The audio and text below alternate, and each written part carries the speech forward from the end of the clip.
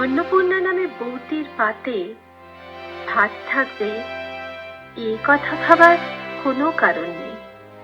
ভাত কম পড়লে কিল মারেন সে। পাড়ার লোকে রোজ রাতে কান্নার শব্দ শুনতে পায় এবং শাশুড়ি পানের বাটা নিয়ে বিলাপ করেন। আহা, ছেলেটা আমার বাপ বলে ডাক শুনতে পেল না কখনো।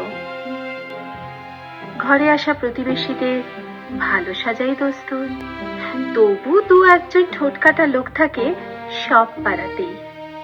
তারা বলে, নেশা ভাঙ কমাতে বলো হে দিদিমণি, বউ মারলে আজকাল জেলে যেতে হয়। দিদিমণি পান ঠুসে নেন আবার। ঢং, বাজা অবাধ্য মেয়ে ছেলেকে কি করতে বলে রে তোদের থানা? অমর্ত্য খাওয়াতে? প্রতিবাদ অল্প লোকের বলে প্রতি উত্তর শোনার দায় আর কার? বাসন্তী অষ্টমীর দিন অন্নপূর্ণা বিকেল গড়িয়ে পাতে বসে দেখে বাসি ভাতে গ্যাজা। সে ভাত ফেলে দেবার অপরাধে রাতে মারের মাত্রা একটু বেশি হয়ে যায়। পুরিয়ার নেশায় ছেলের লাঠির বদলে লোহার রডের বাড়ি দিয়ে বসবে, বোঝেনি শাশুড়িও।